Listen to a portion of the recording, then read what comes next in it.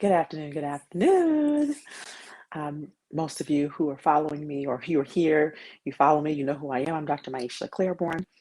And for those of you who don't know and who are just following me just seeing me for the first time, I'm an integrative medicine board certified family physician who has transitioned and who um, over the last few years have made several career changes, uh, but inside of one overarching theme, which is empowerment, healing, brain behavior, and the unconscious mind. So um, I am here today, and I just did a live on Tuesday. So this is not only the week of lives, it's the day of lives because I just finished a live on a different platform with a colleague and new good friend, sister, fellow mom, Rachel Kari. I will be on her uh, podcast tomorrow. We'll be going live on Instagram. So this is just the week of lives. And I do plan on more frequently going live here because there's just a lot that I have been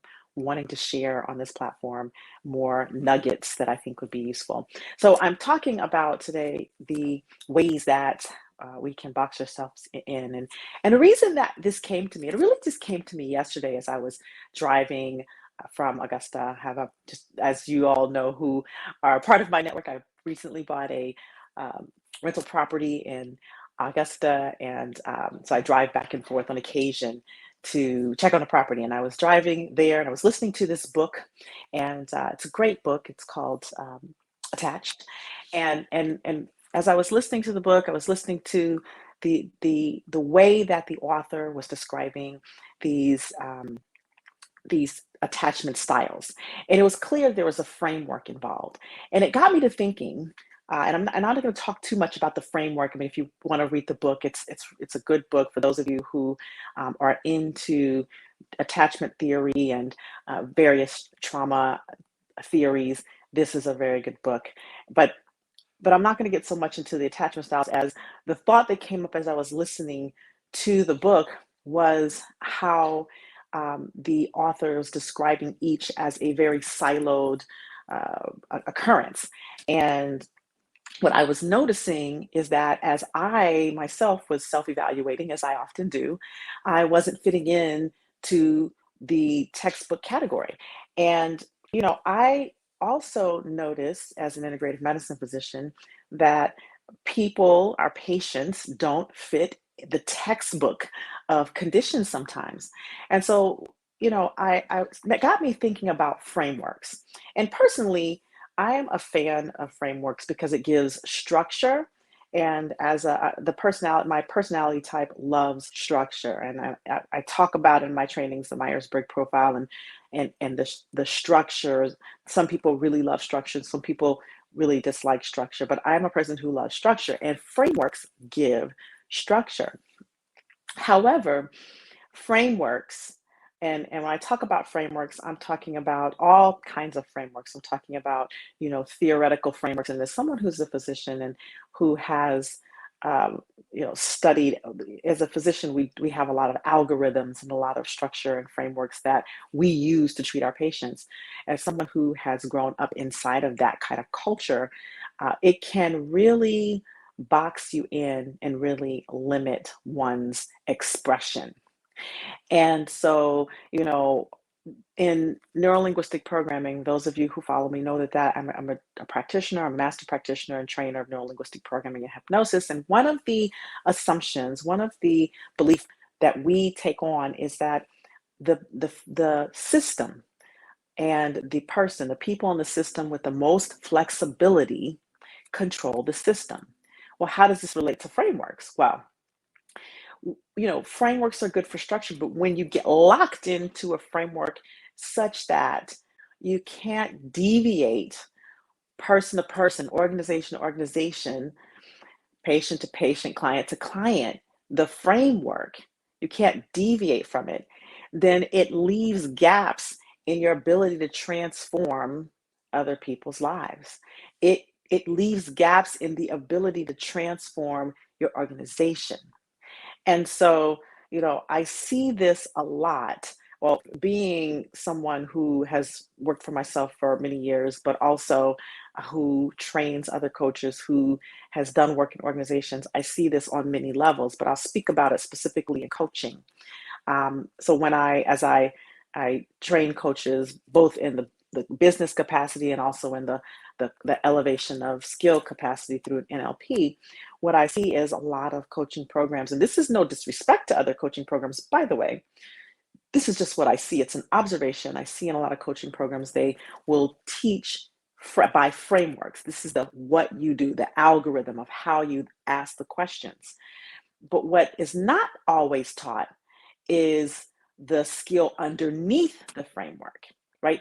I am all about, as a family doc, as an integrative doc, getting to the very root cause. This is why I ended up doing work with the unconscious mind, getting to the very root cause. So if a framework gives you a structure, but if you don't understand what's underneath the framework, then it doesn't give you any flexibility to navigate the the not so perfect, the not so textbook circumstances and situations that come up in which you could use the components of the framework, but in a customized manner.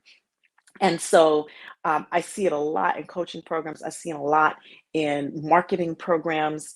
As an entrepreneur, obviously, I've been through a lot of marketing programs, a lot of sales programs where they give these frameworks and it doesn't give you the theory or the underlying skill underneath.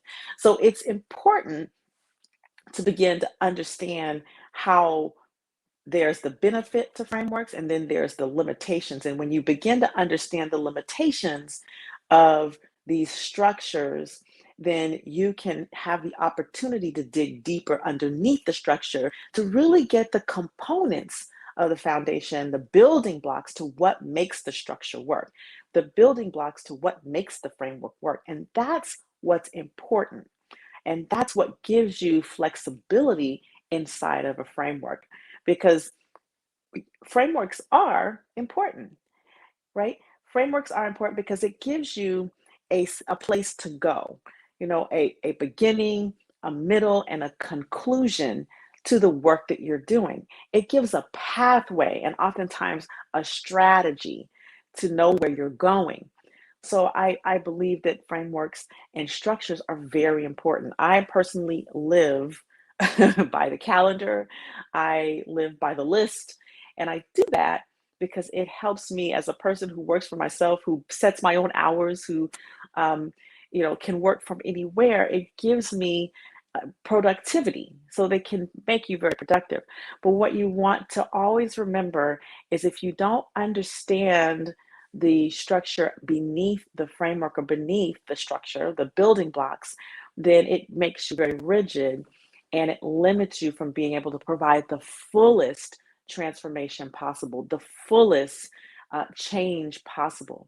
And in the world of, especially in the world of organizations, in the world of teams, in the world of diversity, equity, inclusion, there are a lot of frameworks being created. And so as my fellow DEI officers and who are over employee resource groups, who are in affinity groups, who are doing consulting work with other organizations, as you adopt these frameworks, what I want you to begin to remember is this behavioral flexibility. Is the behavioral flexibility. Now, you might want to be wondering, well, what's an example of that, right? What's an example of behavioral flexibility? Well, I some people may or may not know this, but in addition to the work that I do in neurolinguistic programming, I also do with Dr. Joe Wiener, with conscious anti-racism trainings. And we had an incident or a request to do our training, but it was in a completely different context from what we're used to. And so, we had to take our current framework that we train by and become flexible, modify it, and for the particular context, customize it for the particular context in which we were moving into. And the value of that is that you do begin to customize your work for the people who need it which benefits them most. I was speaking with someone yesterday. Was it yesterday? I think it was today.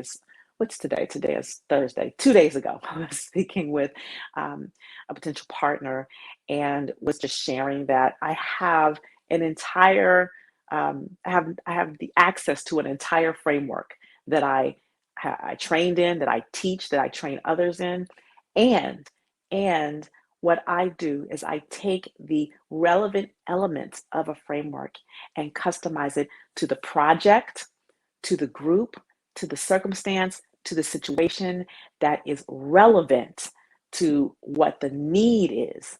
And that is having flexibility of behavior. So as you move forward,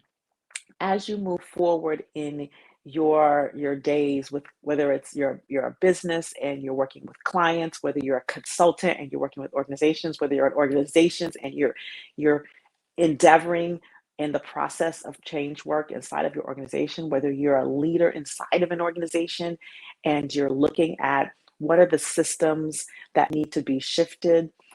Remember that inside of the frameworks that you have given to you, there can always be flexibility.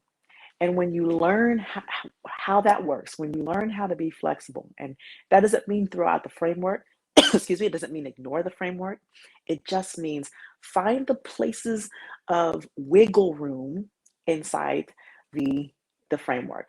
Find the specific need of the circumstance, and then take the elements that have the biggest bang for your buck, the biggest bang for your value, your time, and spend the time and bring those elements into what you're doing for that particular project or circumstance.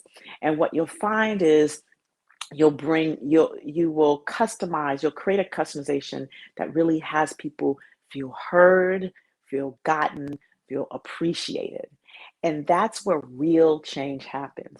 Real change and transformation happens when people feel heard. They are able to like really open up and be responsive, feel gotten.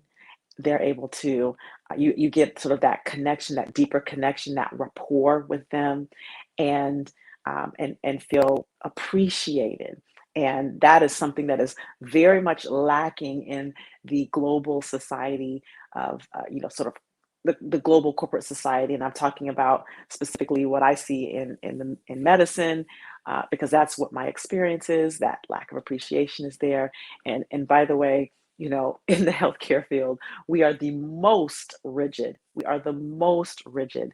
And so it really will open up opportunity when we become more flexible in our listening, more flexible in our speaking, more flexible in our frameworks and creating our frameworks, creating our programs, and more specific about customizing to the needs of the people we're serving. So that is the most of what I wanted to share today. Was on my mind as I was driving back from Augusta, and I think that it was definitely will be of value to you if you really take it on. Now, you may be wondering, how do I learn and practice this type of flexibility of listening and speaking? And that's exactly what I do. That's what I do. That's what I teach. That responsive listening, that responsive speaking, and that flexibility of behavior. And I actually have very specific tools that I teach inside of my Mind ReMapping trainings and certifications that empower people, organizations, leaders, coaches, entrepreneurs, to be able to apply these tools, these skills in any situation. Now, when I say any situation, I mean, I'm on LinkedIn and it's all about business, but I'm talking about any situation with life. I'm a parent, so I apply it with my son, of course, with my clients, with organizations that I work with. I apply it everywhere across the board. And so it's these what people sometimes call soft skills. They're really essential skills for life, but they unexpectedly can benefit you in the work that you're doing. So the work that I do, that's the trainings that I do, the personal transformation work that I do. And if you're interested in learning more about that, just shoot me a message, or you can go to the link right here on your screen.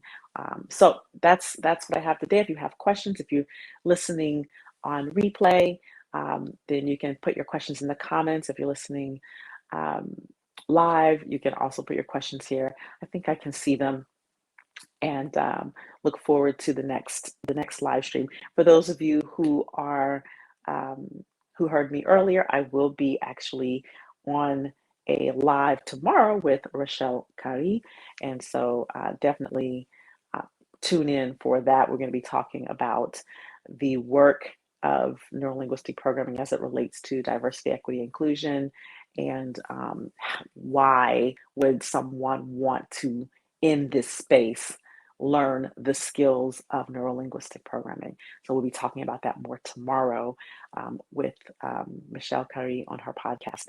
All right, you guys know where to find me. I'm right here on LinkedIn. You can message me, or you can also go to the website here and connect with me. Schedule a call if you're interested in having me come and speak to your organization.